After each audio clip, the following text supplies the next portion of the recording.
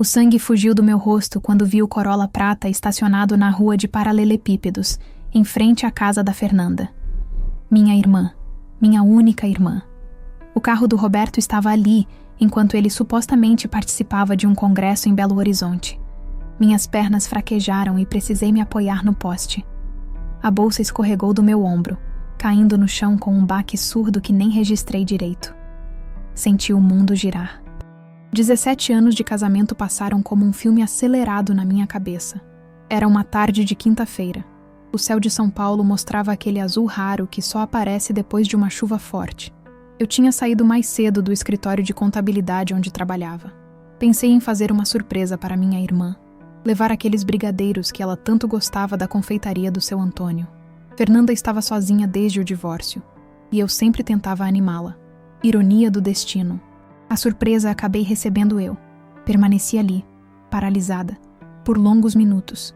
As pessoas passavam por mim, e eu não via rostos, só borrões. Um cachorro latiu ao longe. Uma criança chorou em algum lugar, e eu, Helena Ribeiro, 42 anos, continuava ali, olhando para aquele Corolla prata, tentando encontrar qualquer explicação que não fosse a óbvia. Talvez seja outro carro igual, pensei, desesperada. Mas a placa não mentia. E o adesivo do Flamengo no vidro traseiro também não. Era o carro dele, do homem que na noite anterior tinha beijado minha testa e dito que sentiria minha falta durante os 3 dias de congresso. Peguei o celular com as mãos trêmulas. Disquei o número dele, como se isso pudesse desfazer o que estava diante dos meus olhos. 1, 2, 3 toques. Correio de voz. Tentei novamente. Mesma resposta. Enviei uma mensagem. Onde você está? Ficou sem leitura. A porta da casa da Fernanda se abriu. Meu coração parou. Instintivamente, dei um passo para trás, escondendo-me atrás de uma árvore. Era apenas o vizinho dela saindo para passear com o cachorro. Respirei fundo, sentindo o ar queimar meus pulmões. Foi quando decidi. Não sei de onde veio a coragem. Talvez do mesmo lugar onde crescia uma raiva tão intensa que chegava a me sufocar. Caminhei até a porta da casa da minha irmã. Cada passo parecia durar uma eternidade. O som da campainha ecoou como um grito na minha cabeça. Silêncio. Toquei novamente. Mais silêncio. Bati na porta com força. 3 batidas secas, desesperadas. Já vai! A voz dela, apressada, do outro lado. A porta se abriu apenas o suficiente para que o rosto de Fernanda aparecesse. Cabelo desarrumado, olhos arregalados, batom borrado. Helena? O que você está fazendo aqui? Antes que eu pudesse responder, ouvi um barulho vindo de dentro da casa. Um copo quebrando, talvez. E então, a voz. Aquela voz que eu conhecia tão bem quanto a minha própria respiração. Quem é, Fer? Minha irmã empalideceu. Seus olhos, tão parecidos com os meus, imploravam por algo que eu não conseguia decifrar. Compaixão? Perdão? Silêncio. Helena, eu posso explicar. Ela sussurrou, agarrando a porta como se fosse um escudo. As lágrimas finalmente vieram, quentes e violentas, descendo pelo meu rosto como acusações líquidas. E então, por trás dela, apareceu ele, Roberto, meu marido, sem camisa, segurando uma taça de vinho pela metade. Nossos olhares se encontraram, e naquele instante, 17 anos desmoronaram como um castelo de areia atingido por uma onda cruel e inevitável. Congresso em Belo Horizonte? Foi só o que consegui dizer. O tempo congelou. As palavras flutuavam no ar entre nós 3, pesadas como pedras, cortantes como cacos de vidro. E enquanto eu os encarava, sentindo o meu mundo implodir, algo dentro de mim mudou para sempre. O que eu não sabia naquele momento era que aquele seria apenas o começo da minha história, o começo do fim de quem eu era, e o nascimento de quem eu seria forçada a me tornar. Meu nome é Helena Ribeiro. Nasci e cresci em Ribeirão Preto, interior de São Paulo, mas já fazia quase 20 anos que morava na capital. Uma mulher comum, de classe média, com um apartamento financiado, um trabalho estável como contadora e um casamento que eu acreditava ser sólido. Aos 42 anos, eu era o que muitos chamariam de bem-sucedida. Pelo menos era o que dizia minha mãe quando falava de mim para as amigas do clube. Acordava todos os dias às 5h30 da manhã. Preparava o café para Roberto. Arrumava a marmita que ele levaria para o escritório de engenharia onde trabalhava. Escolhia suas camisas, verificava se as meias combinavam, deixava seu material organizado. Depois me arrumava rapidamente e saía para o escritório de contabilidade que ficava a 40 minutos de ônibus do nosso apartamento em Pinheiros. Não tivemos filhos. Não por escolha, mas por uma dessas ironias do destino.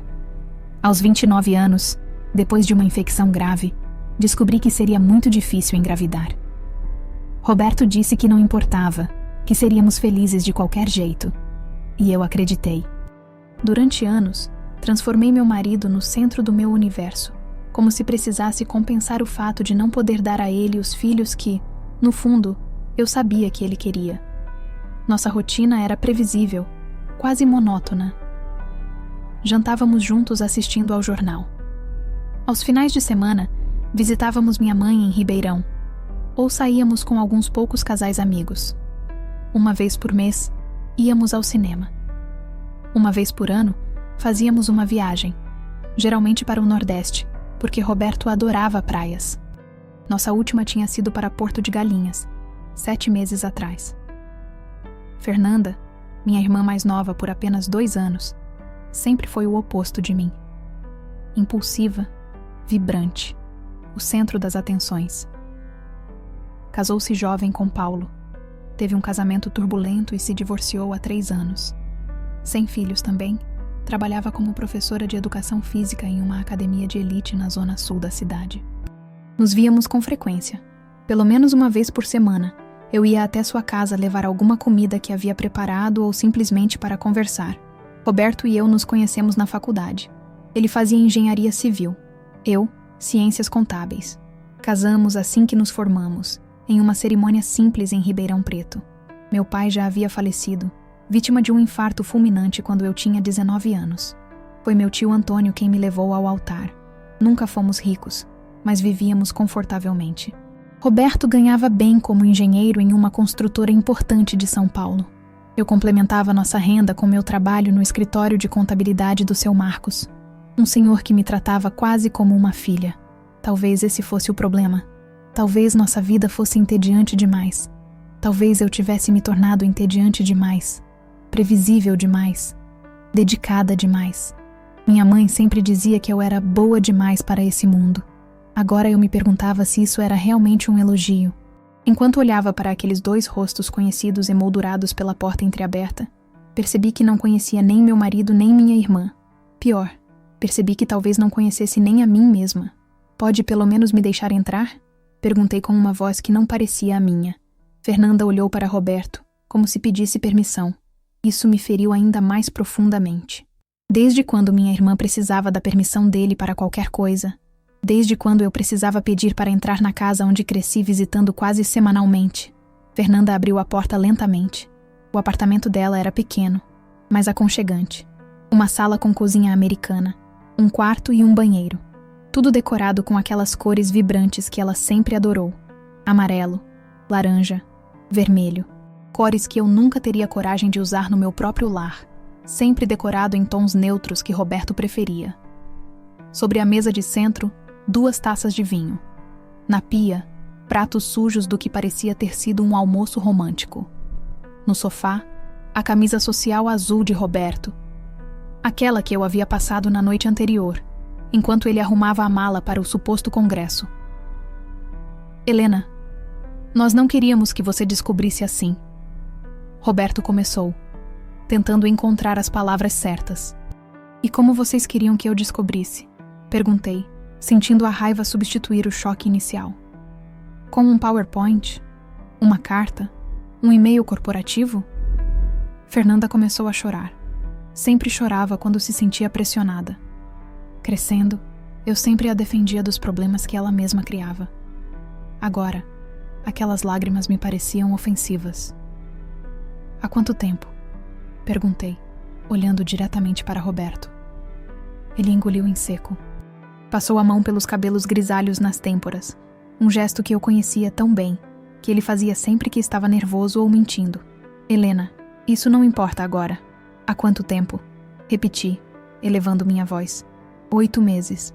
Fernanda respondeu entre soluços. 8 meses. Enquanto eu preparava o café dele todas as manhãs. Enquanto eu visitava minha irmã. preocupada com sua solidão após o divórcio, enquanto nós 3 jantávamos juntos na minha casa, pelo menos 2 vezes por mês, enquanto eu guardava dinheiro para a próxima viagem que faríamos juntos, enquanto eu vivia uma mentira. Olhei ao redor e vi, sobre o rack da TV, uma foto nossa, de nós 3, na formatura da Fernanda, eu no meio, abraçando os 2, todos sorrindo. A imagem daqueles sorrisos agora parecia uma piada cruel do destino. Vocês planejaram isso? Me fizeram de idiota por 8 meses? Não foi planejado, Helena. Roberto tentou se aproximar. Aconteceu. Nós tentamos lutar contra, mas... Mas o quê? Interrompi. Mas era mais excitante assim? Mais divertido me enganar? Me fazer de boba enquanto vocês riam de mim pelas minhas costas? Nunca ríamos de você. Fernanda protestou, dando um passo em minha direção. Recuei como se ela estivesse contaminada por alguma doença. Não se atreva, disse levantando a mão. Não se atreva a tentar me tocar. E então, enquanto os encarava, algo dentro de mim se quebrou. Não era apenas o coração partido pela traição do marido. Não era apenas a confiança destroçada pela deslealdade da irmã. Era algo mais profundo, mais essencial. Era como se toda a base sobre a qual eu havia construído minha identidade tivesse sido revelada como uma fraude. Quem era eu, afinal? A esposa dedicada de um homem que não me respeitava? A irmã protetora de uma mulher que me apunhalava pelas costas? A filha exemplar que vivia para agradar aos outros? Naquele momento, olhando para aqueles 2 estranhos familiares, percebi que estava na hora de descobrir. Saí do apartamento da Fernanda como uma sonâmbula. Andei sem rumo pelas ruas do bairro, até encontrar um banco de praça onde me sentei, tentando absorver o que tinha acabado de acontecer. Meu celular não parava de vibrar. Chamadas de Roberto, mensagens de Fernanda. Ignorei todas. Foi só quando o céu começou a escurecer que me dei conta. Eu não tinha para onde ir. Nossa casa, o apartamento que comprei com tanto esforço, agora parecia contaminada. Cada cômodo guardava memórias que, percebo agora, eram apenas ilusões. Chamei um táxi. Dei o endereço da única pessoa que me ocorreu naquele momento. Dona Célia, minha mãe. Depois de 2 horas no trânsito caótico de São Paulo, cheguei a Ribeirão Preto exausta, física e emocionalmente.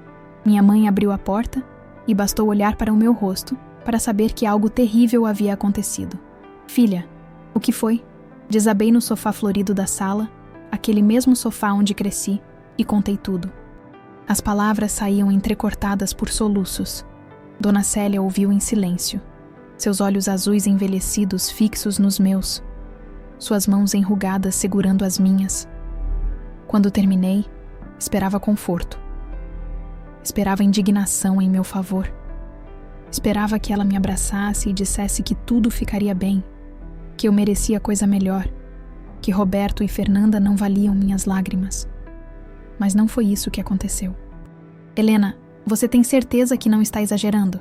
Ela perguntou, soltando minhas mãos e ajeitando o colar de pérolas falsas que nunca tirava. Homens têm dessas fraquezas, e sua irmã sempre foi mais... atraente. Fiquei em choque, como se tivesse levado um tapa. Mãe, eles estão tendo um caso há 8 meses. Nas minhas costas. Dona Célia suspirou, levantando-se para ir até a cozinha. Voltou com uma xícara de chá de camomila, que colocou à minha frente, na mesinha de centro. Filha, você sempre foi tão certinha, tão previsível. Roberto é um homem bonito, bem-sucedido. Talvez se você tivesse se esforçado mais para ser, você sabe, mais interessante na cama, isso não teria acontecido. Não conseguia acreditar no que estava ouvindo. Minha própria mãe, culpando a mim, a vítima, pelo que tinha acontecido. A Fernanda sempre chamou mais atenção que você, Helena, desde pequena. Lembra como seu pai ficava orgulhoso quando ela ganhava as competições de natação? Enquanto você ficava em casa, estudando, cada palavra era uma punhalada. Lembrei de como papai vibrava com as conquistas esportivas da Fernanda, enquanto meu boletim cheio de notas 10 recebia apenas um aceno de cabeça. Lembrei de como mamãe sempre arrumava a Fernanda primeiro para as festas, dedicando horas a escolher seu vestido, enquanto me dizia para vestir qualquer coisa comportada. Não estou dizendo que o que eles fizeram é certo, filha, mas casamento é assim mesmo, tem altos e baixos. Uma mulher inteligente sabe fazer vista grossa para certas coisas. Foi como se um véu caísse dos meus olhos. De repente vi minha mãe não como a figura de sabedoria que sempre admirei, mas como uma mulher presa a valores distorcidos, que havia ensinado às filhas que o valor de uma mulher estava em sua capacidade de agradar e reter um homem a qualquer custo. Você sabia? Perguntei subitamente, um pensamento terrível surgindo. Dona Célia desviou o olhar, fixando-o na TV desligada. Sabia do que, filha? Deles. Você sabia do Roberto com a Fernanda? O silêncio dela foi resposta suficiente. Senti meu estômago revirar. Há quanto tempo você sabe? Insisti, minha voz agora firme. Fernanda me ligou há uns 3 meses. Estava confusa, se sentindo culpada. Eu disse a ela que era só uma fase, que logo passaria, que não valia a pena destruir uma família por causa de... Bem, você entende. Não, eu não entendia. Não conseguia compreender como minha própria mãe poderia esconder algo assim de mim. Como poderia ser cúmplice de tamanha traição. Você não achou que eu merecia saber? Dona Célia ajeitou os óculos de leitura que pendiam de uma correntinha no pescoço. Helena, você sempre foi tão frágil, tão sensível. Achei que era melhor não mexer no que estava quieto. E no fundo, eu esperava que eles acabassem se cansando um do outro. Essas paixões intensas raramente duram. Paixões intensas. Minha mãe falava do amor da minha irmã pelo meu marido como se fosse algo belo, algo digno de romances. Não como a traição sórdida que era. Você sabia e não me contou? Murmurei, mais para mim mesma do que para ela. Foi para o seu próprio bem, filha. Às vezes, uma mãe precisa tomar decisões difíceis. Levantei-me bruscamente, derrubando a xícara de chá que ela havia me servido. O líquido âmbar espalhou-se pelo tapete claro, formando uma mancha que se alastrava, assim como a sensação de desamparo dentro de mim. Meu próprio bem, repeti incrédula. Ser feita de idiota pelo meu marido e pela minha irmã, com o consentimento da minha mãe, é para o meu próprio bem? Dona Célia levantou-se também, seu rosto agora endurecido. Não use esse tom comigo, Helena. Eu só queria proteger você. Você sempre foi a filha sensata, a que sabe se comportar. Pensei que entenderia. Entender o quê, mãe? Que para você minha dignidade vale menos que as aparências? Que você prefere me ver humilhada, desde que ninguém comente no seu clube? Não seja dramática, Helena. Isso não combina com você. Dramática. Essa palavra que sempre usaram para me descrever quando eu ousava expressar qualquer emoção mais intensa. Dramática, quando chorei ao perder meu pai. Dramática, quando fiquei arrasada ao descobrir que não poderia ter filhos. Dramática, quando reclamava da distância emocional de Roberto nos últimos anos. Eu vou embora, anunciei, pegando minha bolsa. Para onde você vai? Já é noite, filha. Seja razoável. Durma aqui e amanhã vocês conversam, tenho certeza que... Não, mãe, acabou. O tempo de ser razoável acabou. Saí para a noite quente de Ribeirão Preto, sentindo-me completamente só. Não tinha mais marido, não tinha mais irmã. E agora percebia que talvez nunca tivesse tido uma mãe de verdade. Pelo menos não aquela que eu merecia. Hospedei-me em um hotel barato próximo à rodoviária. Deitada na cama dura, olhando para o teto descascado, ouvi meu celular vibrar novamente. Era Roberto. Helena, precisamos conversar. Não é o que você está pensando. Ri amargamente. Clássico. Nem para uma desculpa original ele era capaz. Em seguida, veio uma mensagem da Fernanda. Mana, me perdoa. Eu não planejei isso. Aconteceu. Você é a pessoa mais importante da minha vida. Desliguei o celular. Fechei os olhos, mas o sono não veio. Pela janela do quarto, via as luzes da cidade onde nasci, onde cresci protegida por ilusões que agora se despedaçavam.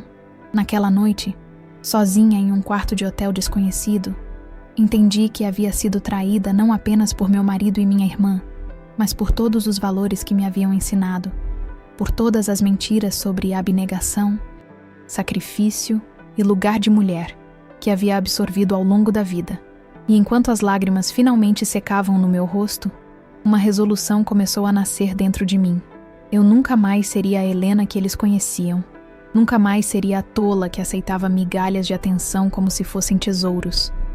Nunca mais colocaria a felicidade dos outros acima da minha própria. Acabou. não dormi aquela noite. Quando os primeiros raios de sol entraram pela cortina gasta do hotel, já havia tomado uma decisão. Voltaria para São Paulo, para o meu apartamento. Afinal, eu que tinha dado a entrada, com dinheiro da venda de um pequeno terreno que meu pai havia deixado para mim. O financiamento estava no nome dos dois, mas eu que fazia os pagamentos mensais há anos, já que Roberto sempre dizia que precisava guardar seu dinheiro para investimentos futuros.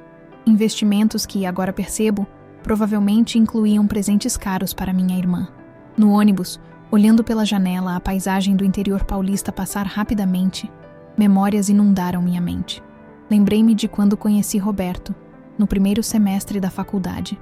Eu, tímida e estudiosa. Ele, extrovertido e cheio de amigos. Ainda me pergunto o que ele viu em mim naquela época. Talvez a mesma coisa que viu 17 anos depois.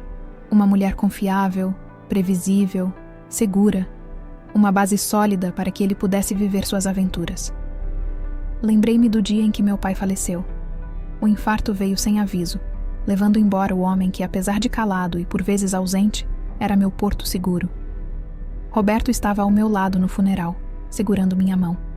Fernanda chorava copiosamente, sempre o centro das atenções, enquanto eu permanecia em silêncio, organizando os detalhes práticos, cuidando da minha mãe, sendo o pilar que todos esperavam que eu fosse.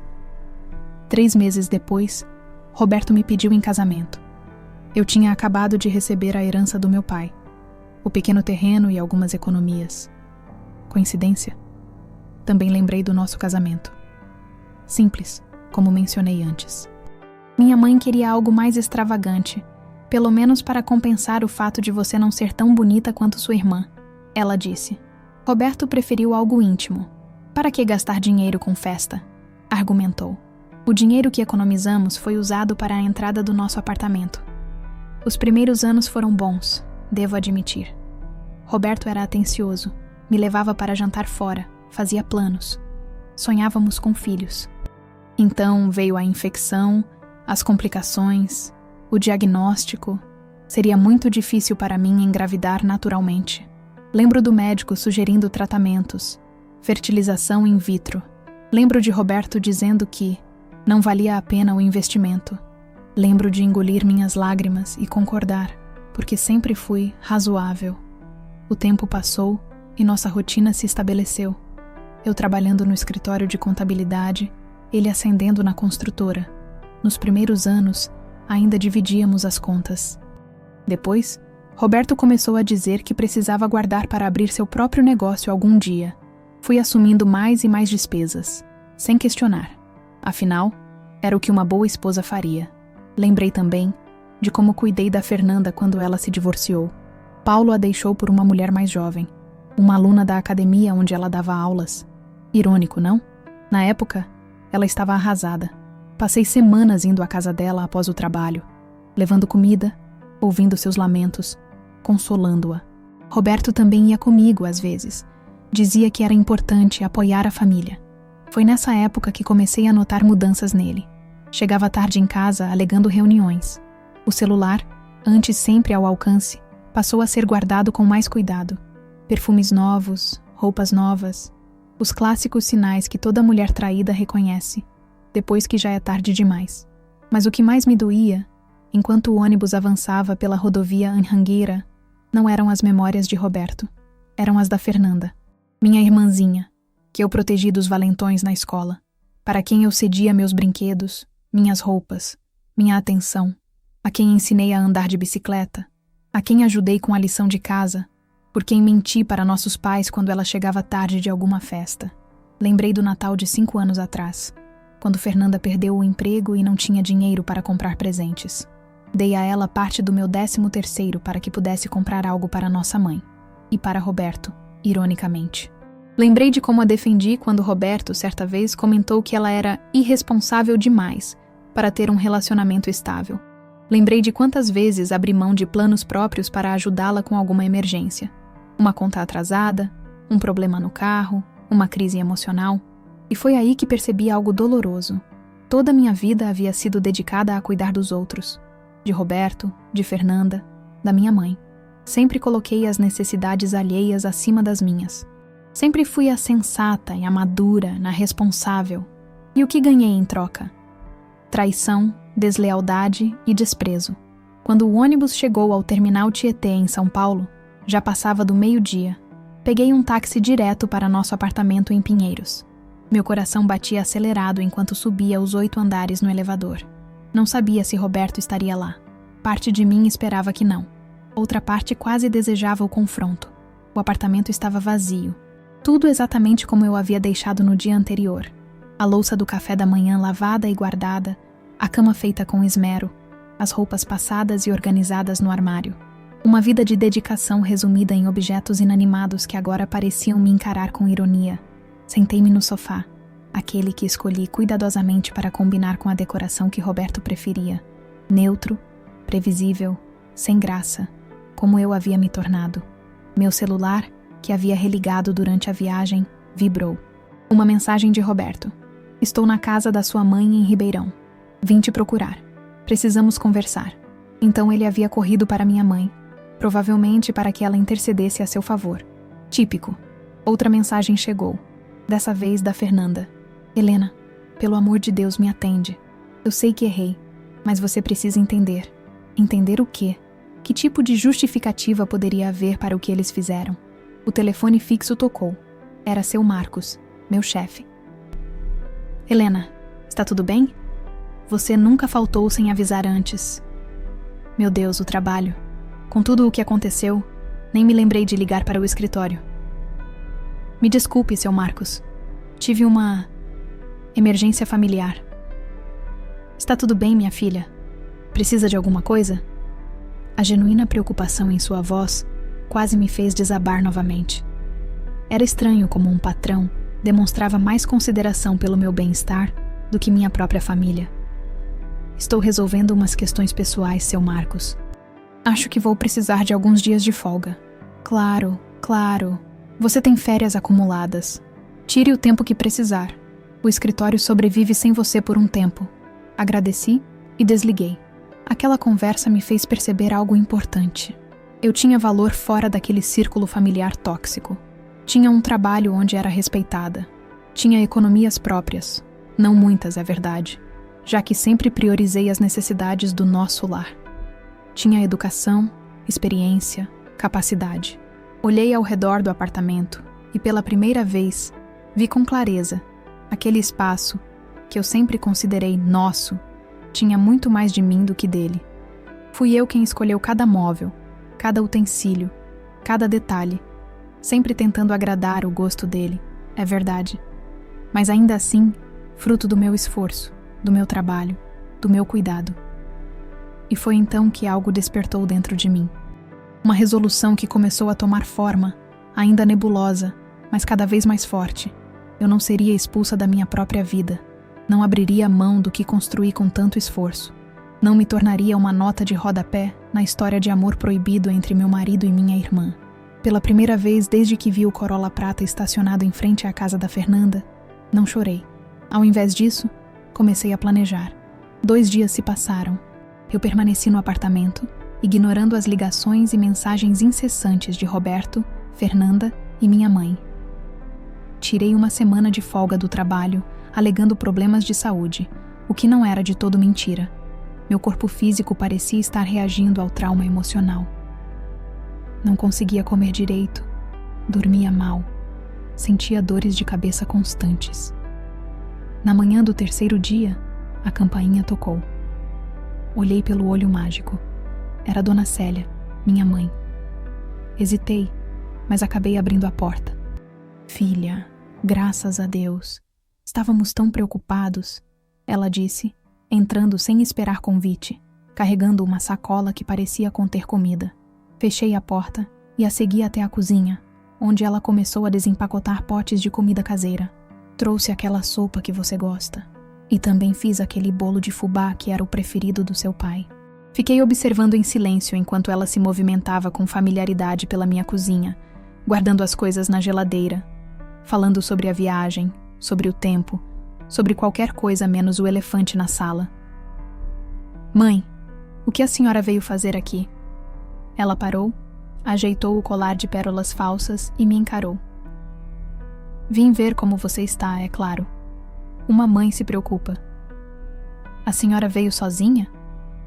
Ela hesitou por um segundo. Aquele pequeno momento de hesitação foi resposta suficiente. Roberto queria vir, mas achei melhor conversarmos só nós duas primeiro.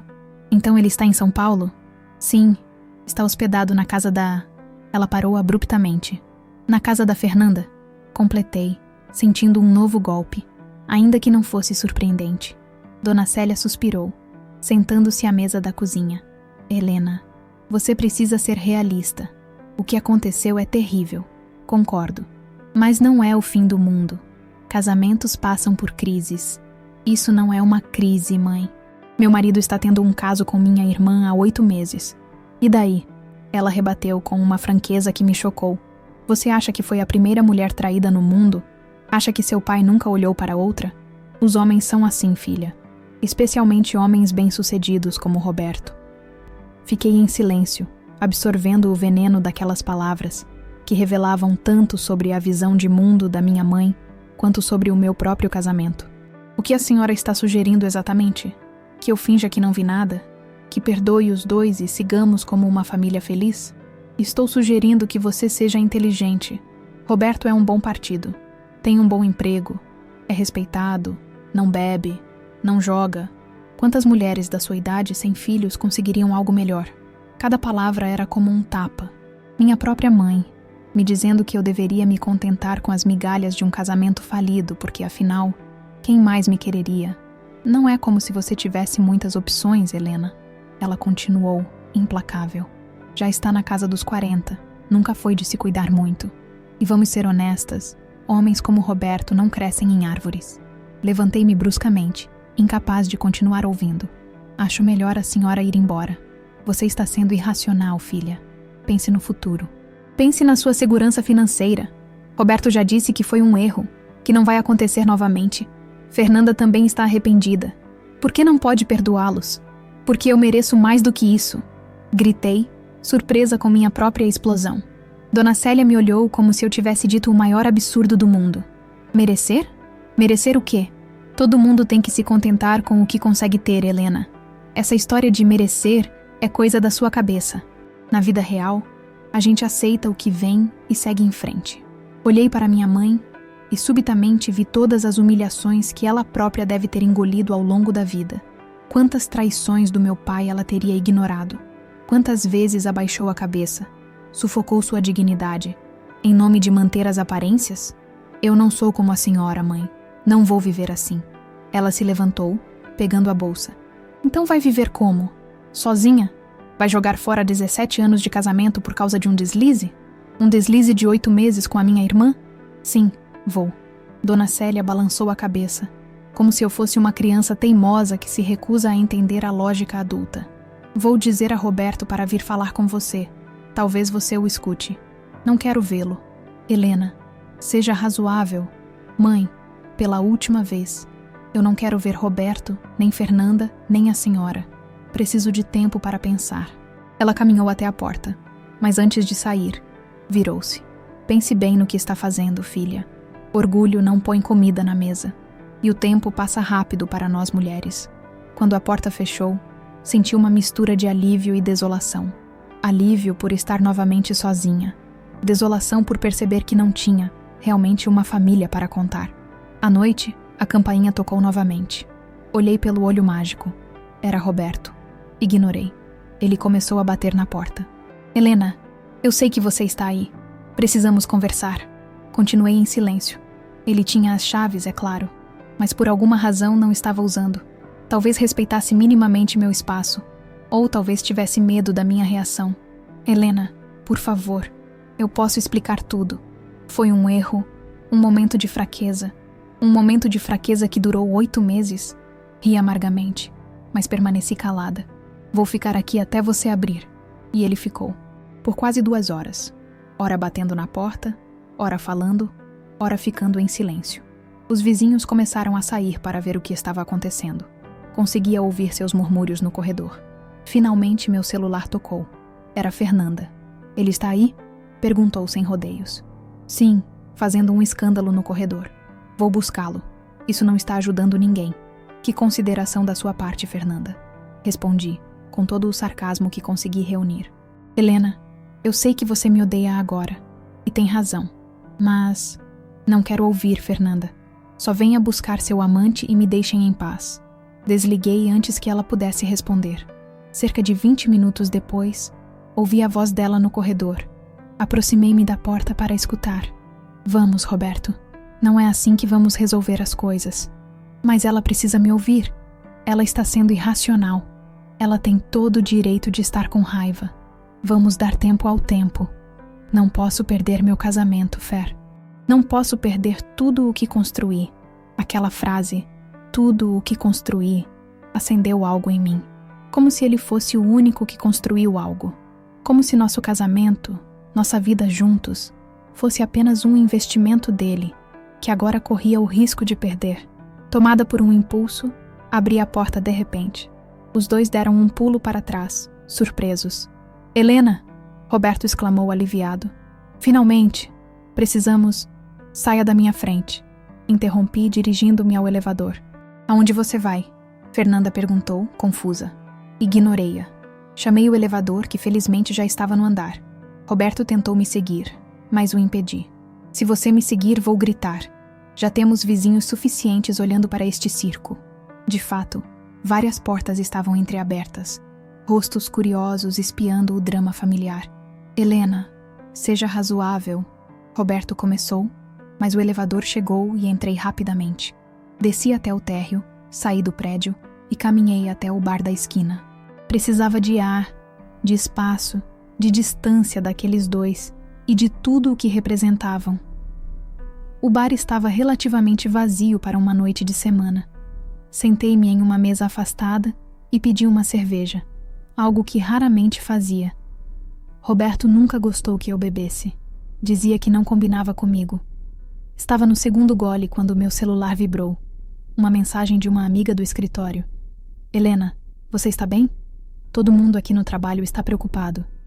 E uma colega disse que viu seu marido aos beijos com sua irmã em um restaurante na semana passada. Isso é verdade? Meu sangue gelou. Então não era segredo apenas para mim? Outras pessoas já sabiam, já comentavam? Quantas pessoas estavam rindo de mim pelas minhas costas, da pobre e tola Helena, que não percebia que era traída pelo marido com a própria irmã? Várias mensagens similares começaram a chegar. Aparentemente, alguém do escritório viu Roberto e Fernanda juntos, comentou com outros colegas, e agora todos sabiam. Provavelmente houve até mesmo alguma forma de aposta sobre quanto tempo demoraria para eu descobrir. A humilhação era completa. Não era apenas uma traição privada, mas um circo público. Um espetáculo de escárnio onde eu era a palhaça que não sabia que estava sendo ridicularizada. Levantei-me rapidamente, deixando o dinheiro sobre a mesa, e saí do bar. Caminhei sem rumo pelas ruas de São Paulo, sentindo as lágrimas escorrerem pelo meu rosto, mas não mais lágrimas de tristeza. Eram lágrimas de raiva, de vergonha, de uma fúria que nunca havia experimentado antes.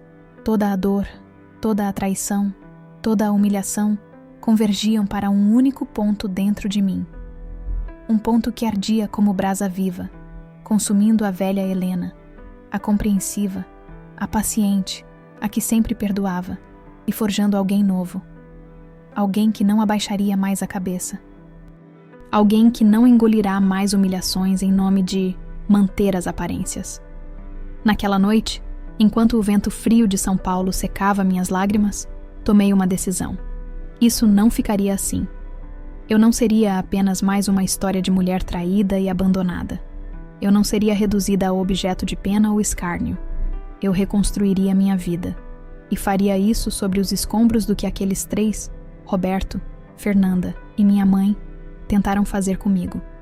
Na manhã seguinte, acordei com uma clareza que não sentia há anos. O apartamento estava silencioso, vazio, assim como eu me sentira por tanto tempo sem perceber. Mas agora, aquele vazio não me aterrorizava mais. Pelo contrário, parecia um espaço a ser preenchido, uma tela em branco. Tomei um banho demorado, deixando a água quente lavar não apenas meu corpo, mas também os últimos vestígios da antiga Helena. Depois, sentei-me à mesa da cozinha com papel e caneta e comecei a fazer algo que nunca fizera antes: pensar em mim mesma primeiro. Fiz uma lista de tudo o que sabia com certeza. Meu casamento acabou. Minha relação com minha irmã e minha mãe está irreparavelmente danificada. Tenho um emprego estável e respeitado. Este apartamento é tanto meu quanto de Roberto. Na verdade, mais meu, já que fui eu quem deu a entrada e faço a maioria dos pagamentos. Tenho 42 anos e uma vida inteira pela frente. Olhei para aquela lista simples e senti algo em comum, um misto de medo e excitação. Medo do desconhecido, é claro, mas também a excitação de, pela primeira vez, ser verdadeiramente livre para tomar minhas próprias decisões sem considerar as expectativas alheias. Peguei meu celular. Tinha dezenas de notificações, mensagens, ligações perdidas, e-mails. Ignorei todas e liguei para a única pessoa em quem sabia que poderia confiar naquele momento. Renata, minha amiga e colega do escritório de contabilidade. Helena, graças a Deus você ligou. Estamos todos preocupados. Renata, preciso da sua ajuda. Você conhece um bom advogado de família? Um breve silêncio do outro lado da linha. Então é verdade? Sobre Roberto e sua irmã? Infelizmente, sim. E não quero entrar em detalhes agora, mas preciso me organizar legalmente. Claro, claro. Minha cunhada é advogada, especializada em divórcio, doutora Márcia Pimentel. Vou te passar o contato dela. É uma fera. Não deixa passar nada. Anotei o número e agradeci. Em seguida, liguei para a doutora Márcia e marquei uma consulta para o dia seguinte. Depois disso, fiz mais 2 ligações importantes. Uma para o banco, bloqueando o acesso de Roberto à nossa conta conjunta, onde estava a maior parte das minhas, economias, e outra para o escritório de contabilidade, informando que voltaria ao trabalho no dia seguinte. Feito isso, era hora de enfrentar as mensagens. Respirei fundo e comecei pelo WhatsApp. Roberto havia enviado mais de 30 mensagens, alternando entre súplicas, acusações e promessas vazias. Helena, por favor, me dê uma chance de explicar. Você está sendo irracional. Isso não é o fim do mundo. Posso largar tudo por você. Nossa vida pode voltar ao normal. É tudo culpa da Fernanda. Ela me seduziu. Eu estava vulnerável. Se você me abandonar agora, vai se arrepender pelo resto da vida. Fernanda não ficava atrás, com suas próprias súplicas e justificativas. Mana, sei que errei, mas você é minha única irmã. Não podemos perder isso. Foi um erro. Estou disposta a nunca mais vê-lo se você me perdoar. Me deixa pelo menos explicar como tudo aconteceu. Não foi planejado. Você sempre foi a pessoa mais importante da minha vida. Sempre. E por fim, as mensagens de Dona Célia, minha mãe, talvez as mais dolorosas de todas. Helena, você está envergonhando a família com esse comportamento. O que as pessoas vão pensar? Que tipo de mulher abandona o marido por um deslize?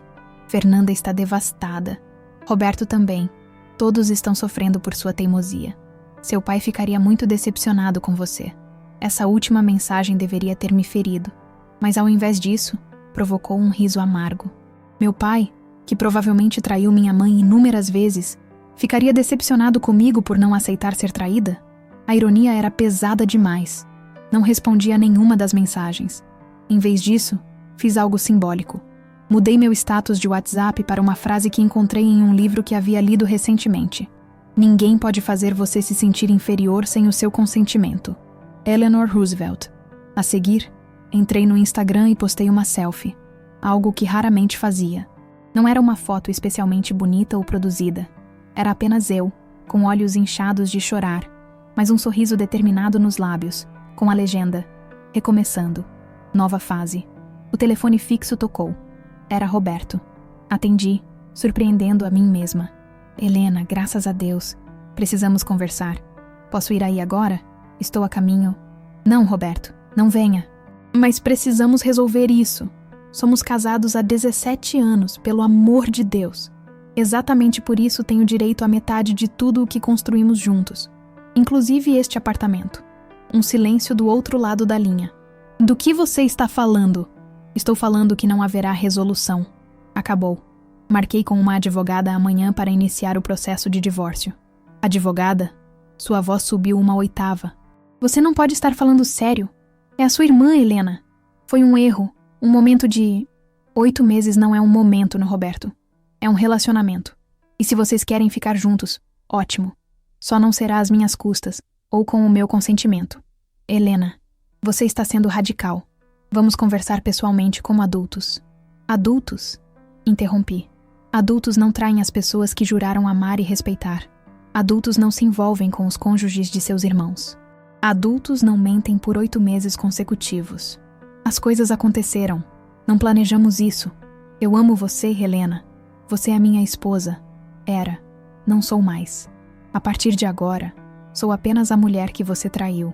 E em breve, serei apenas seu passado. Você não pode fazer isso. Ele gritou, perdendo a compostura. Não pode jogar fora tudo o que construímos por causa de um erro. Não fui eu quem jogou fora, Roberto. Foi você. E Fernanda. E até minha mãe, com seu silêncio cúmplice. Vocês 3 destruíram tudo. Eu só estou reconhecendo os escombros. E o que você vai fazer? Viver sozinha para sempre? Ninguém vai te querer com essa idade, Helena. Seja realista, ele disse, recorrendo ao golpe baixo que minha mãe já havia usado. Foi nesse momento que algo estalou dentro de mim. Uma risada, genuína, libertadora, escapou dos meus lábios. Melhor sozinha do que mal acompanhada. Não é o que dizem. E sabe de uma coisa, Roberto? Eu não preciso de alguém que me queira. Eu me quero. Pela primeira vez na vida, eu escolho a mim mesma. E isso já é mais do que suficiente. Houve um silêncio prolongado do outro lado da linha. Você vai se arrepender. Ele finalmente disse, sua voz fria. Quando a poeira baixar, quando a raiva passar, você vai perceber o que jogou fora. E será tarde demais. Não, Roberto. Você é quem vai se arrepender. Porque enquanto você estava perdendo tempo traindo a mulher que te amava de verdade, eu estava descobrindo que posso viver muito bem sem você. Desliguei antes que ele pudesse responder. Minhas mãos tremiam, mas não era de medo ou tristeza. Era adrenalina pura. A adrenalina de finalmente assumir o controle da minha própria vida. Naquela tarde, fiz algo que nunca tinha feito. Saí sozinha para almoçar em um restaurante. Pedi uma mesa para um, abri um livro e desfrutei da minha própria companhia. As pessoas ao redor, casais, famílias, grupos de amigos, nada daquilo me pareceu mais desejável do que o momento de paz que estava tendo comigo mesma. Quando voltei para casa, o porteiro me informou que Roberto tinha vindo, mas ele não permitiu sua entrada, seguindo minhas instruções explícitas. Agradeci, surpresa pela pequena vitória. No apartamento, fiz algo simbólico. Reorganizei a sala de estar. Mudei os móveis de lugar, tirei algumas fotos de parede, coloquei flores frescas que havia comprado no caminho. Pequenas mudanças, mas que simbolizavam um novo começo. À noite, sentada na varanda com uma taça de vinho, daquele que Roberto guardava para ocasiões especiais, percebi que, pela primeira vez em muito tempo, não me sentia sozinha apesar de estar só. Pelo contrário, me sentia completa. Como se por todos esses anos tivesse estado em um relacionamento que, ao invés de me completar, me esvaziava. Olhei para as luzes de São Paulo, para aquela cidade imensa e impessoal que de repente parecia cheia de possibilidades, e soube. A velha Helena, a que aceitava migalhas de afeto como se fossem banquetes, havia morrido, e do seu lugar surgia uma mulher que nunca mais permitiria ser tratada como uma opção por aqueles que deveriam tê-la como prioridade. Era apenas o começo, e pela primeira vez em 17 anos, eu estava genuinamente curiosa, e até mesmo animada, para descobrir o que viria a seguir. A reunião com a doutora Márcia Pimentel no dia seguinte foi reveladora em mais de um sentido. Era uma mulher de uns 50 anos, cabelos grisalhos cortados em um channel preciso, óculos de armação vermelha e uma expressão que mesclava empatia e determinação feroz. Seu escritório, no 20º andar de um prédio comercial na Avenida Paulista, transmitia a mesma mensagem, elegante, mas implacável. Então, senhora Helena, conte-me tudo, ela disse, depois que nos acomodamos em poltronas confortáveis com café servido em xícaras finas. E eu contei. tudo. A descoberta da traição, a reação da minha mãe, as mensagens, a humilhação pública. Ela ouviu atentamente, fazendo anotações ocasionais, assentindo com a cabeça, sem demonstrar surpresa. Provavelmente já havia ouvido histórias similares centenas de vezes. Entendo. E quais são seus objetivos com o divórcio? Quero o que é justo. O apartamento foi comprado principalmente com meu dinheiro. Quero ficar com ele. E quanto aos demais bens? Não temos muitos. Um carro que ele pode ficar. Alguns investimentos conjuntos que podemos dividir. Mas quero o apartamento. Ela fez algumas anotações e então levantou o olhar. Senhora Helena, antes de prosseguirmos, preciso fazer uma pergunta importante. A senhora tem acesso a todos os documentos financeiros do casal? Extratos bancários, declarações de imposto de renda, contratos, títulos de propriedade? Hesitei. Acredito que sim. Sou contadora. Sempre cuidei da nossa documentação. Excelente. Porque no meu trabalho, frequentemente descubro que cônjuges traídos também são traídos financeiramente. É surpreendente o que as pessoas escondem. Aquilo me atingiu como um raio. Nunca havia considerado essa possibilidade. Roberto sempre dizia que parte de seu salário ia para investimentos futuros. Investimentos que eu nunca vi documentados, nunca questionei. A senhora está sugerindo que Roberto pode ter escondido dinheiro ou bens? Estou sugerindo que é uma possibilidade que devemos investigar.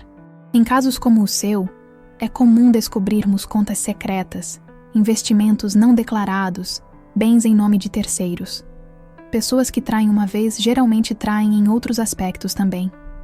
Saí daquela reunião com uma missão clara: reunir todos os documentos financeiros possíveis. E foi exatamente o que fiz ao chegar em casa. Abri o pequeno cofre que mantínhamos no escritório, revirei pastas de documentos, acessei todas as contas online que conhecia. No início, não encontrei nada suspeito. Nossos extratos bancários conjuntos estavam em ordem. Nossas declarações de imposto de renda também. Mas então lembrei de algo: o notebook de Roberto. Ele sempre o mantinha com senha, alegando que continha informações confidenciais do trabalho. A senha eu conhecia. Ele a usava para tudo. Flamengo 81, seu time de coração e seu ano de nascimento. Previsível, como tantas outras coisas sobre ele. Entrei no quarto que dividíamos, liguei o notebook e inseri a senha. Funcionou. O desktop estava organizado em pastas simples. Trabalho, pessoal, fotos. Abri a pasta pessoal e então vi algo que me chamou a atenção. Uma subpasta chamada RF. RF. Roberto e Fernanda. Com o coração acelerado, cliquei na pasta. Estava vazia. Ou parecia estar. Ativei a opção para mostrar arquivos ocultos e, de repente, dezenas de itens apareceram. Fotos deles juntos em lugares que eu não reconhecia, mensagens salvas e uma planilha intitulada Planejamento. Abri a planilha e senti meu estômago afundar. Era um planejamento financeiro detalhado para os próximos 5 anos.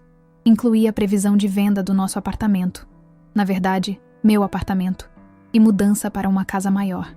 Havia menção a uma conta no Banco Santander que eu não conhecia. E, o mais chocante, um item que dizia liquidação da sociedade com Augusto. 1,2 milhão. Augusto? Que sociedade era essa? Roberto nunca mencionou nenhum sócio chamado Augusto. Copiei todos os arquivos para um pendrive que encontrei na gaveta. Em seguida, continuei investigando. No histórico do navegador, encontrei consultas frequentes a um site de um banco nas Ilhas Cayman. No e-mail, correspondências com um tal de Augusto Mendes sobre a empresa e distribuição de lucros. Estava atordoada. Roberto sempre disse que guardava parte do salário para abrir seu próprio negócio algum dia. Aparentemente, esse algum dia já havia chegado, sem que eu soubesse. Continuando a busca, abri o aplicativo do WhatsApp Web, conectado ao celular dele. As conversas com Fernanda haviam sido apagadas, provavelmente por precaução, mas havia muitas conversas com esse tal de Augusto Mendes. Em uma delas, datada de 3 meses atrás, Roberto escreveu: "A Helena não desconfia de nada. Continua cuidando da casa e pagando o apartamento como uma boa esposa. Quando for a hora certa, daremos o próximo passo. A resposta de Augusto foi: perfeito. Mantenha-a ocupada com as questões domésticas. Mulheres como ela são previsíveis. Enquanto isso, nosso império cresce. Meu sangue gelou. Nosso império? Que império era esse? E como assim mulheres como ela? Segui lendo as conversas, e aos poucos, o quadro foi se formando. Roberto e Augusto tinham uma empresa de consultoria em engenharia, aberta há pelo menos 5 anos, que prestava serviços para construtoras. Uma empresa próspera, pelo que entendi, com clientes importantes e contratos vultosos.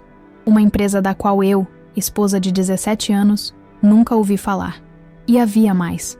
Em conversas recentes, Roberto falava sobre começar uma nova vida, aproveitar melhor os rendimentos, e mencionava Fernanda como alguém que entende melhor o valor do dinheiro. Em uma mensagem particularmente dolorosa, ele escreveu: "A Helena é muito certinha, não entende como o mundo funciona de verdade. Com a Fernanda posso ser quem realmente sou." Estava estupefata.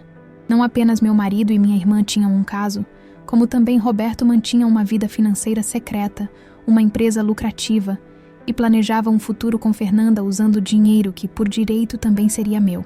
Desliguei o computador, guardei o pendrive no bolso e sentei-me na beirada da cama, tentando absorver tudo o que havia descoberto. Era como se, de repente, os últimos 17 anos da minha vida tivessem sido reescritos. Não era apenas uma esposa traída.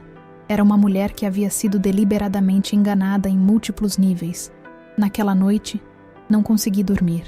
Minha mente fervilhava, alternando entre raiva, choque e, surpreendentemente, um estranho senso de poder, porque agora eu sabia, e conhecimento é poder. Na manhã seguinte, voltei ao escritório da doutora Márcia com o pendrive e todas as informações que havia encontrado. Seu rosto normalmente impassível mostrou genuína surpresa.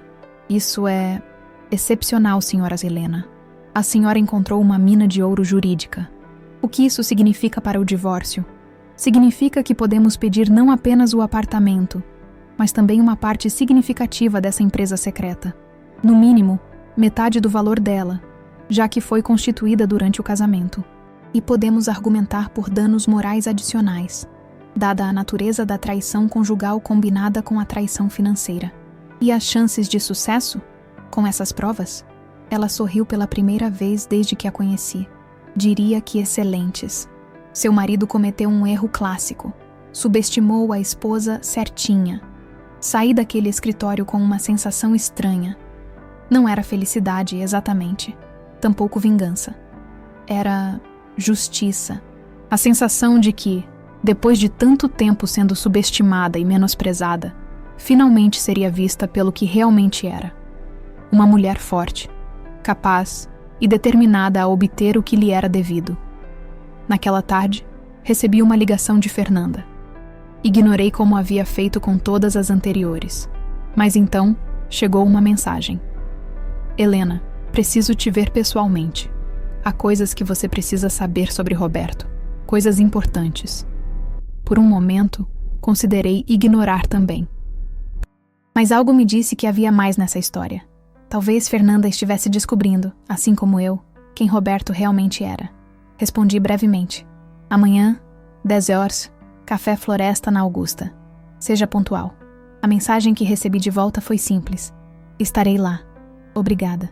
Deitei-me naquela noite pensando em como a vida pode mudar em questão de dias. Como uma descoberta dolorosa pode se transformar em força. Como a mulher que fui por tantos anos, a esposa dedicada, a irmã compreensiva, a filha obediente, estava dando lugar a alguém que eu mal reconhecia, mas que, estranhamente, parecia muito mais autêntica. Adormeci com um pensamento que jamais teria ocorrido à antiga Helena. Eles não sabiam com quem estavam lidando, mas iriam descobrir muito em breve. Acordei na manhã seguinte com uma sensação incomum. Antecipação. Não ansiedade, não medo. Antecipação. Como se estivesse prestes a iniciar uma partida de xadrez onde, pela primeira vez, tinha uma estratégia clara e via todos os movimentos à frente. Arrumei-me com cuidado para o encontro com Fernanda. Não me produzi demais. Nunca fui de maquiagem pesada ou roupas chamativas, mas escolhi um vestido azul marinho simples e elegante, que sempre recebia elogios quando usava. Prendi meu cabelo castanho em um coque baixo e passei um batom discreto. Olhando no espelho, vi uma mulher que parecia mais confiante, mais presente em seu próprio corpo.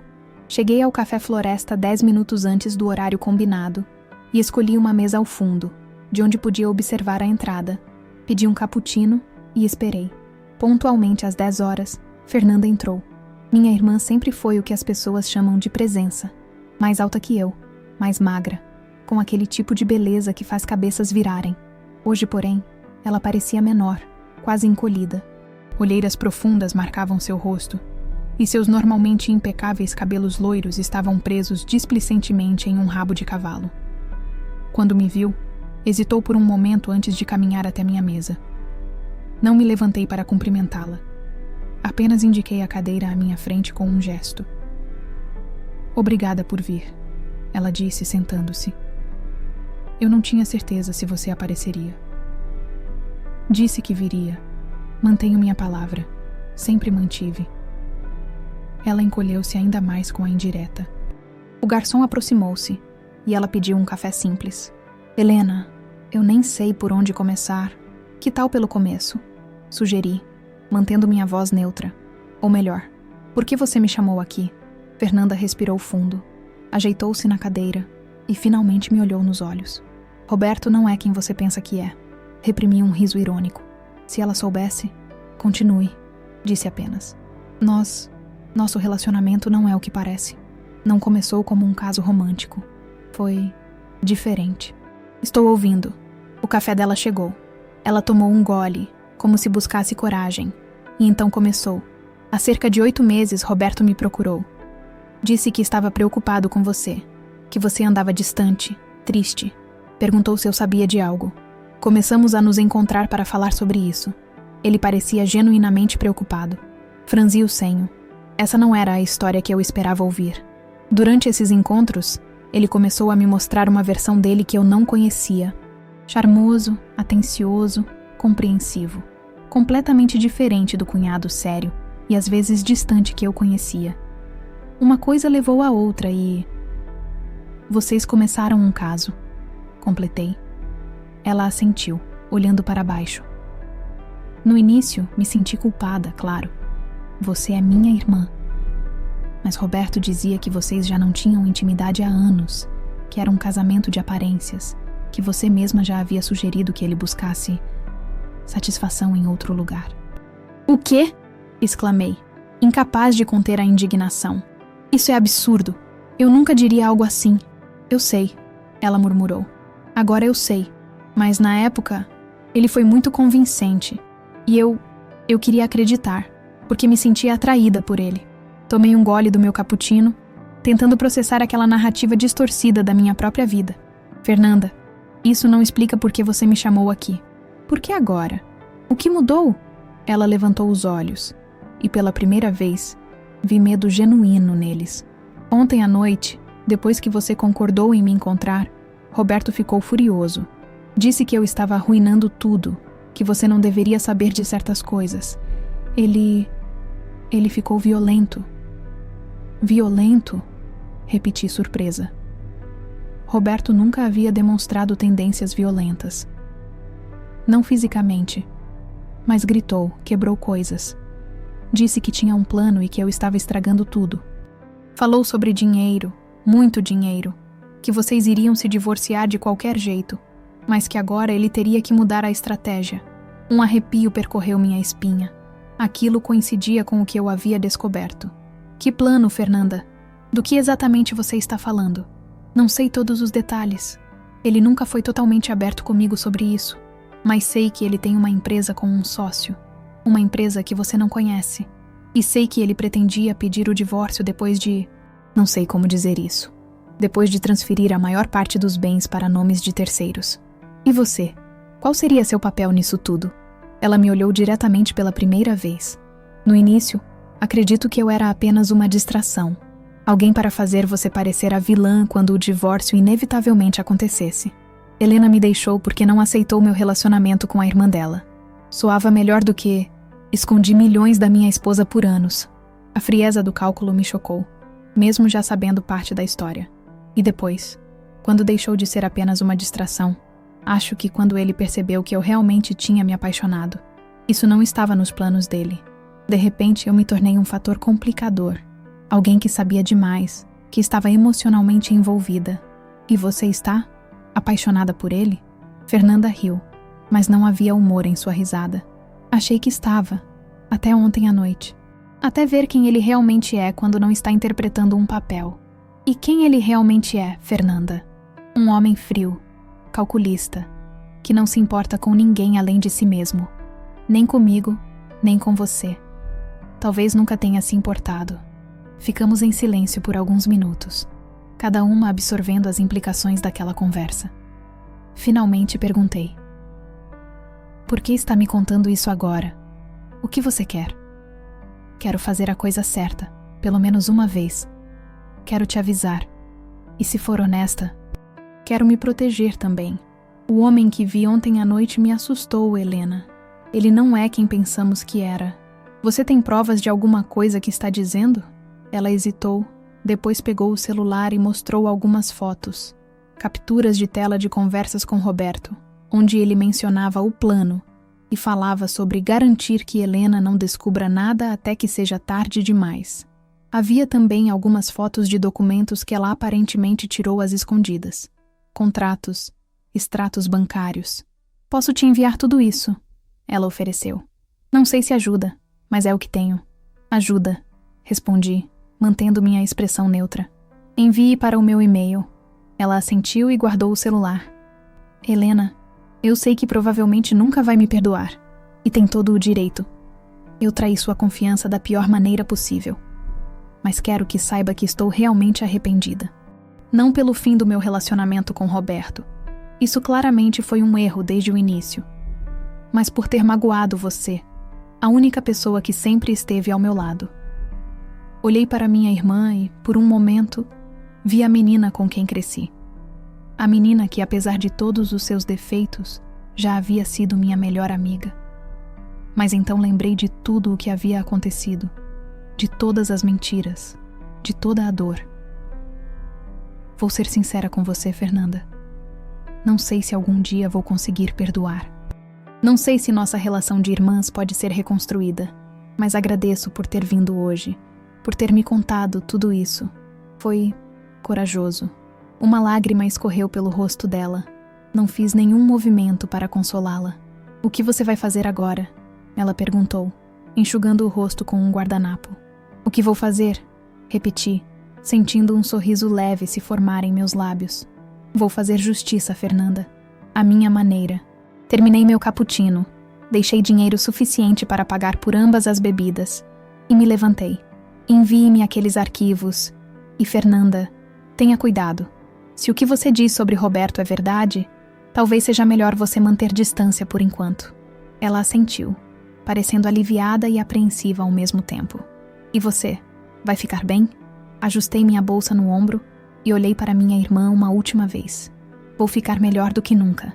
Saí do café e caminhei pelas ruas movimentadas de São Paulo, sentindo uma estranha sensação de calma. As peças estavam se encaixando. O quebra-cabeça da traição estava quase completo, e com cada nova informação, minha estratégia se tornava mais clara. Liguei para a doutora Márcia assim que cheguei em casa e contei sobre meu encontro com Fernanda. Ela ouviu atentamente e, quando terminei, disse algo que me pegou de surpresa. Senhora, Helena, com tudo o que a senhora descobriu, podemos fazer mais do que garantir um bom acordo de divórcio. Podemos iniciar um processo criminal por ocultação de bens e possível fraude fiscal. Criminal? Repeti surpresa. Sim, o que seu marido fez não foi apenas antiético, foi ilegal. E temos provas suficientes agora. Fiquei em silêncio por um momento, digerindo a informação. Parte de mim se horrorizava com a ideia. Outra parte, uma parte nova e desconhecida, sentia uma espécie de satisfação sombria. Vamos por partes, doutora Márcia. Primeiro, quero garantir o que é meu por direito. Depois decidimos os próximos passos. Como quiser. Mas saiba que está em uma posição muito forte agora. Muito mais forte do que seu marido imagina. Após desligar, sentei-me na varanda do apartamento, observando o céu de São Paulo, que começava a exibir os primeiros tons alaranjados do entardecer. Pensei em tudo o que havia descoberto nos últimos dias. Pensei na mulher que fui e na mulher que estava me tornando. A antiga Helena teria se sentido devastada com cada nova revelação. Teria chorado, se culpado, talvez até perdoado, na esperança de reconstruir as ruínas do que um dia foi sua vida.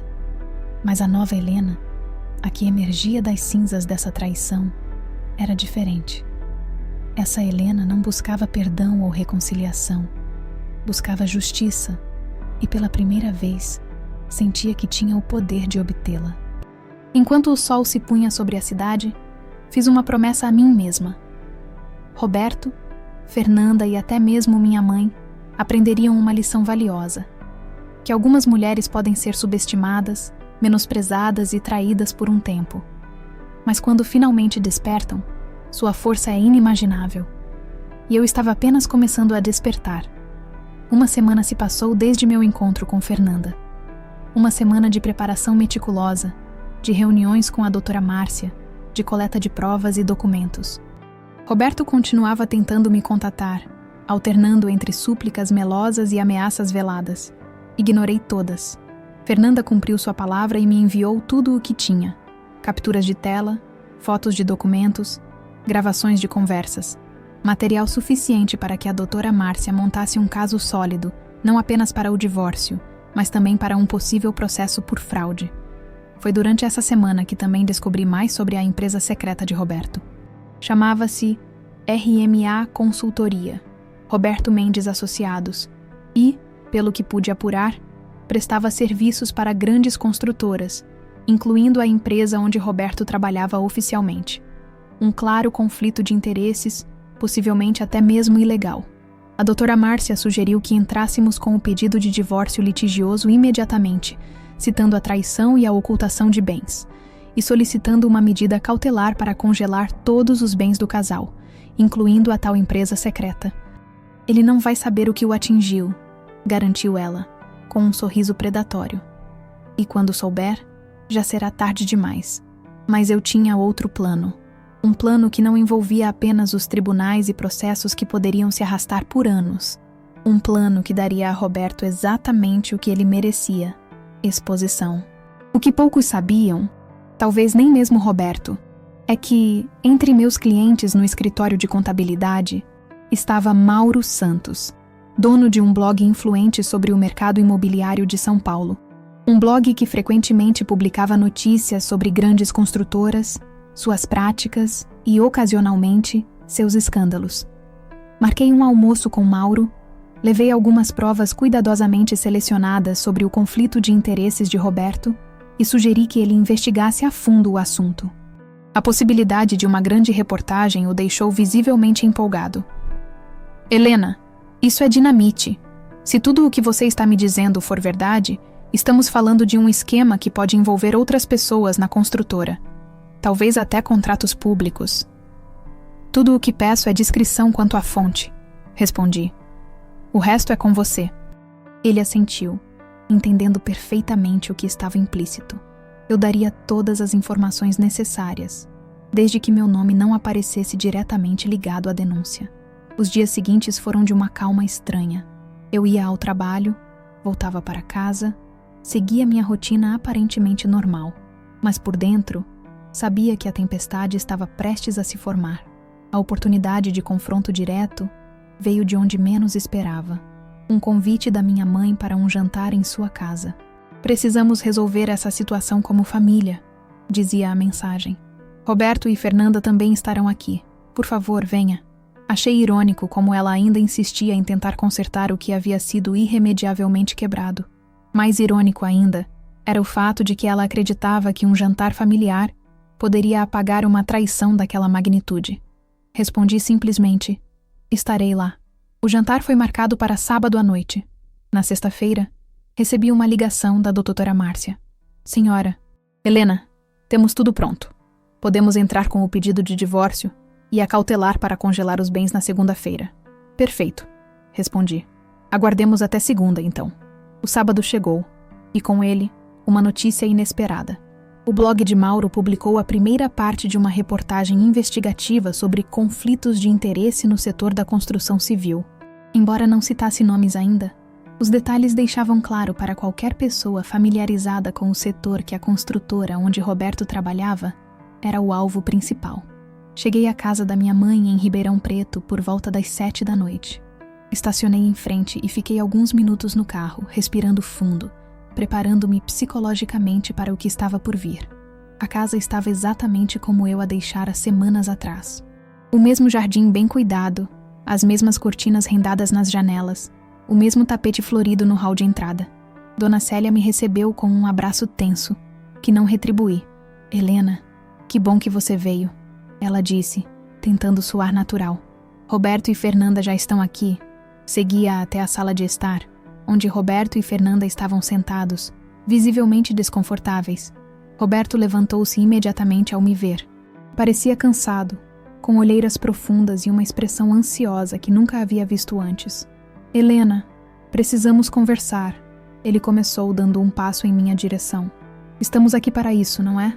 Respondi, mantendo a voz calma enquanto tomava assento no sofá, o mais longe possível dele. Fernanda mal conseguia me olhar nos olhos. Parecia menor, quase frágil, encolhida em um canto da sala. Minha mãe posicionou-se entre todos, claramente assumindo o papel de mediadora. Eu preparei um jantar especial, anunciou, como se estivéssemos ali para uma celebração. Mas talvez devêssemos conversar um pouco primeiro. Ótima ideia, concordei, cruzando as pernas e ajeitando o vestido. O mesmo vestido azul marinho que usei no café com Fernanda. Um detalhe pequeno, mas simbólico. Um silêncio pesado caiu sobre a sala. Ninguém parecia saber exatamente como começar. Foi Roberto quem finalmente tomou a iniciativa. Helena, sei que cometi um erro terrível. Não há desculpas para o que fiz. Mas gostaria que você soubesse que ainda te amo, que nosso casamento ainda significa muito para mim. Olhei para ele, estudando cada linha de seu rosto, cada gesto nervoso de suas mãos. O homem que eu pensava conhecer tão bem agora parecia um estranho completo. É mesmo? Perguntei, com uma calma que o desconcertou. Nosso casamento significa tanto para você que você dormiu com minha irmã por 8 meses? Foi um erro, ele repetiu. Um terrível erro de julgamento. Eu não estava pensando claramente. Fernanda e eu, não me inclua nisso. Fernanda interrompeu subitamente, sua voz tremendo. Eu já disse o que tinha que dizer a Helena. Roberto olhou para ela, surpreso. O que você quer dizer com isso? O que você disse a ela? A verdade, respondeu minha irmã olhando para as próprias mãos. Ou pelo menos parte dela. Que verdade? Minha mãe interveio, confusa. Do que vocês estão falando? Olhei ao redor da sala, para aquelas 3 pessoas que um dia foram minha família. Pessoas que agora pareciam atores em um palco, interpretando papéis que já não me convenciam mais. Acho que é hora de todas as verdades virem à tona, não é? Sugeri. Roberto, por que não começa explicando sobre a RMA Consultoria? O rosto dele empalideceu visivelmente. Seus olhos se arregalaram em choque. Como você sabe sobre isso? Eu sei muitas coisas, Roberto. Sobre a empresa, sobre o sócio Augusto, sobre os milhões que você escondeu de mim por anos. Ele se levantou abruptamente, suas mãos tremendo. Você andou xeretando nas minhas coisas? Invadindo minha privacidade? Privacidade? Ri sem humor. Que interessante você falar em privacidade depois de trair sua esposa com a cunhada por 8 meses. Depois de esconder uma empresa inteira, um patrimônio que, por lei, também me pertence. Você não entende. Ele começou, sua voz agora defensiva. Os negócios são complicados. Eu ia te contar quando fosse o momento certo. Quando? Depois de transferir tudo para nomes de laranjas. Depois de esvaziar nossas contas conjuntas. Depois de me deixar sem nada. A expressão dele mudou. O choque inicial dando lugar a algo mais sombrio, mais calculista. Você não tem provas de nada disso. Tenho todas as provas de que preciso, Roberto, incluindo as que Fernanda me forneceu. Ele virou-se bruscamente para minha irmã, que se encolheu ainda mais. Você fez o quê? Ela tinha o direito de saber. Fernanda murmurou, a voz quase inaudível. Sua traidora, ele vociferou. Depois de tudo o que eu te prometi, de tudo o que planejamos juntos. Planejaram? Interveio minha mãe, aparentemente chocada. Que planos? Roberto, do que ela está falando? Ele ignorou a pergunta, dando um passo ameaçador na direção de Fernanda. Instintivamente, levantei-me e me coloquei entre eles. Nem pense nisso, adverti. Nem pense nisso. Nossos olhares se encontraram. Pela primeira vez, vi medo nos olhos dele. Não medo de mim, especificamente, mas medo do que eu sabia, do que eu poderia fazer. Helena, sejamos razoáveis. Podemos resolver isso como adultos. Posso explicar tudo. Não há nada para explicar, Roberto. Está tudo muito claro agora. Você me traiu em todos os sentidos possíveis. Como marido, como parceiro, como ser humano. E o que você pretende fazer? Ele perguntou, um leve tremor em sua voz. Justiça, respondi simplesmente. Você leu o blog do Mauro Santos hoje? Aquela reportagem sobre conflitos de interesse no setor da construção civil? Ele franziu o senho, claramente não entendendo a conexão. O que isso tem a ver? A segunda parte sai amanhã. Com nomes, Roberto. Com documentos. Com tudo. Ele empalideceu ainda mais, se é que isso era possível. Você não faria isso. Já fiz. Você vai me destruir. Minha carreira, minha reputação. Como você tentou me destruir? Como você planejou me deixar sem nada depois de 17 anos de casamento? Helena, pense bem. Minha mãe interveio. Seu tom agora é urgente. Exposições públicas assim. Que vergonha para a família. O que as pessoas vão dizer? Olhei para ela, sentindo uma mistura de pena e irritação. As pessoas já estão dizendo, mãe. Já estão comentando sobre o engenheiro que traiu a esposa com a cunhada. Já estão fofocando sobre como a tola Helena foi a última a saber. A diferença é que agora vão falar também sobre justiça. Roberto deu um passo em minha direção, seu rosto contorcido em uma máscara de raiva e desespero. Você não pode fazer isso. Não vou deixar que faça isso. Não é mais sua decisão. Na segunda-feira, minha advogada entra com o pedido de divórcio litigioso e uma cautelar para congelar todos os seus bens, inclusive a participação na RMA. E na terça, a terceira e última parte da reportagem sai, detalhando como você usou informações privilegiadas da construtora onde trabalha para beneficiar sua empresa secreta. Você está blefando, ele disse, mas sua voz falhava. Em resposta, peguei meu celular e mostrei a ele uma mensagem de Mauro, confirmando a publicação da segunda parte da reportagem para o dia seguinte, com uma prévia que mencionava um engenheiro sênior que mantinha uma empresa de consultoria em conflito direto de interesses. O rosto de Roberto se contorceu em uma expressão que misturava raiva e pânico. Você vai se arrepender disso, Helena. Eu juro que vai. É uma ameaça? Perguntei, minha voz calma, quase clínica. Porque se for, será interessante adicioná-la ao processo. Ele recuou, percebendo seu erro. Não é uma ameaça. É só... Você não entende o que está fazendo. Entendo perfeitamente. Estou fazendo o que deveria ter feito há muito tempo. Defendendo a mim mesma. Minha mãe, que havia acompanhado toda a troca de acusações com horror crescente, finalmente encontrou sua voz. Helena, filha, pense bem. Escândalos assim. Não é assim que resolvemos as coisas na nossa família. Não, mãe. Na nossa família, as coisas nunca são realmente resolvidas, não é? São apenas escondidas, abafadas, ignoradas. Como as traições do papai que a senhora sempre fingiu não ver. Como o comportamento predatório de Fernanda com homens comprometidos. Como a falsidade de Roberto durante todos esses anos. Minha mãe levou a mão ao peito, como se tivesse sido fisicamente atingida. Como você pode falar assim com sua mãe? Com a mesma facilidade com que a senhora me aconselhou a aceitar a traição do meu marido, porque afinal, mulheres como eu não têm muitas opções. Um silêncio pesado caiu sobre a sala. Roberto parecia derrotado, Fernanda chorosa, minha mãe em choque. E eu me sentia leve, livre, como se um peso enorme tivesse sido removido dos meus ombros. Peguei minha bolsa e caminhei em direção à porta. Helena, não vá, minha mãe implorou. Vamos jantar, conversar mais. Não há mais nada a dizer, mãe. Tudo o que precisava ser dito já foi. Roberto deu um passo em minha direção, seu rosto agora uma máscara de súplica. Helena, por favor, podemos resolver isso de outra forma. Vou te dar o que você quiser. O apartamento, dinheiro, qualquer coisa. Parei na porta e olhei para ele uma última vez. Você não entende, não é? Não é sobre dinheiro. Nunca foi. É sobre dignidade. Algo que você nunca entendeu, nem nunca vai entender. E com essas palavras, saí daquela casa, deixando para trás não apenas 3 pessoas atordoadas, mas também a mulher que fui por tantos anos. A mulher que aceitou menos do que merecia, que se diminuiu para que outros pudessem brilhar, que confundiu abnegação com amor. Aquela Helena havia morrido, e do seu lugar emergiu alguém muito mais forte. Alguém que, finalmente, estava pronta para viver em seus próprios termos. 1 ano se passou desde aquela noite na casa da minha mãe. 1 ano de transformações, de batalhas, de descobertas. 1 ano em que, pela primeira vez na vida, coloquei a mim mesma em primeiro lugar.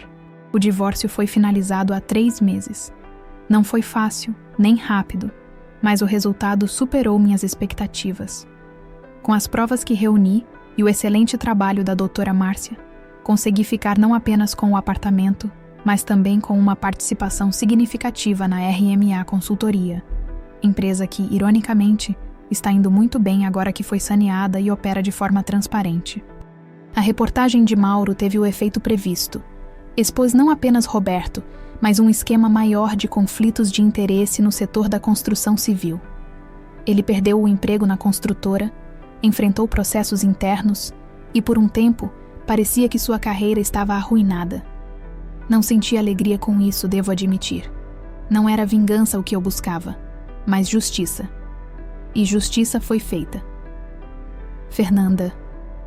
Bem, com Fernanda as coisas foram mais complicadas.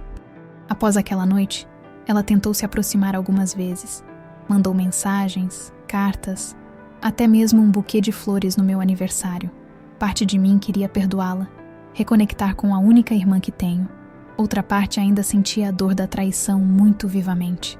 Acabamos nos encontrando algumas vezes nos últimos meses.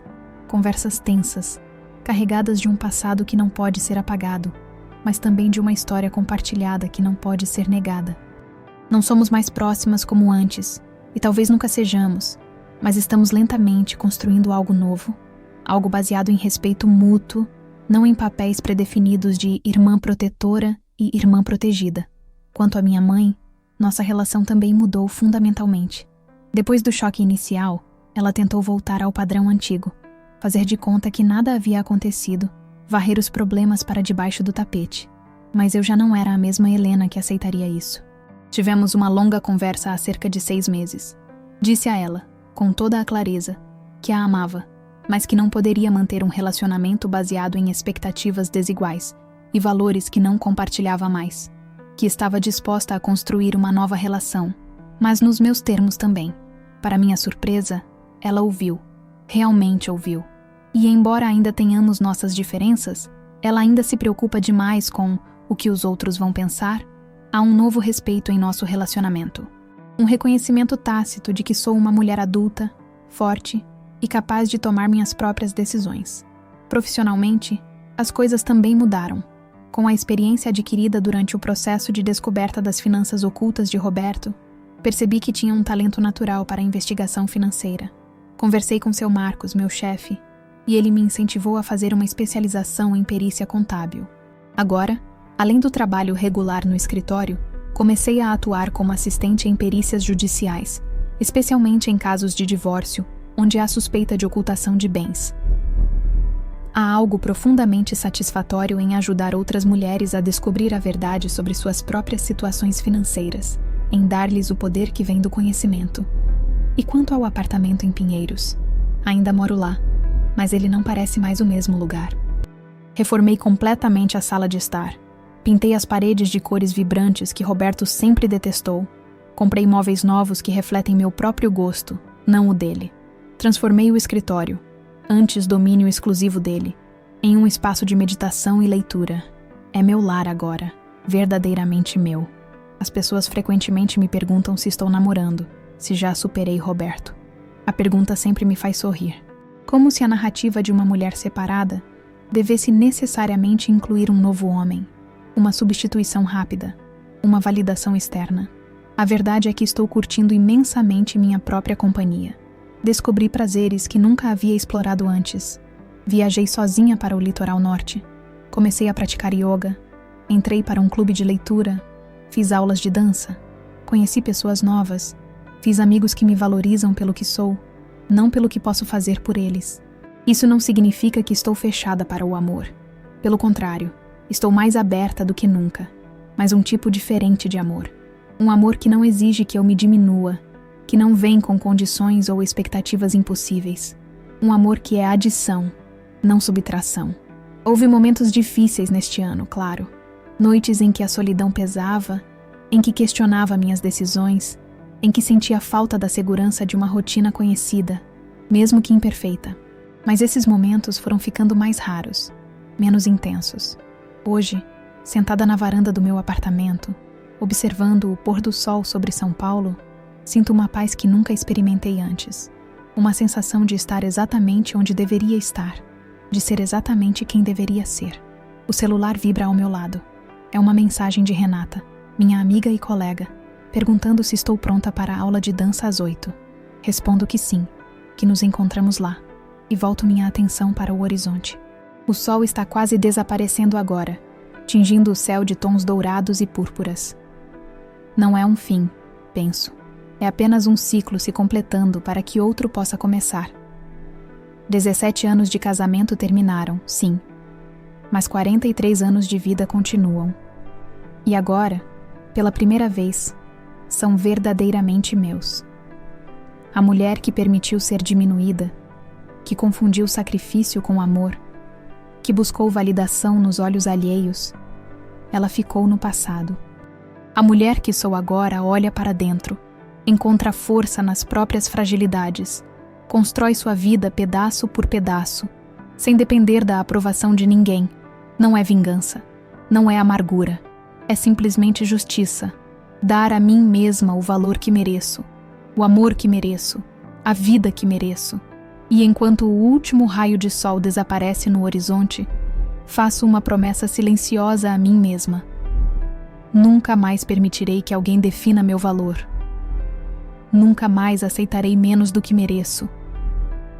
Nunca mais confundirei solidão com estar sozinha, porque descobri, da maneira mais difícil, que há uma enorme diferença entre estar sozinha e ser livre. E essa liberdade, para escolher, para mudar, para crescer, é o presente mais precioso que já me dei. O céu agora está completamente escuro, pontilhado por estrelas que começam a aparecer timidamente. Levanto-me, apanho minha bolsa, verifico minha aparência no espelho da sala. O reflexo que me devolve o olhar é de uma mulher diferente daquela de um ano atrás. Os mesmos olhos, o mesmo rosto, mas uma luz diferente, uma presença diferente. É hora de ir dançar.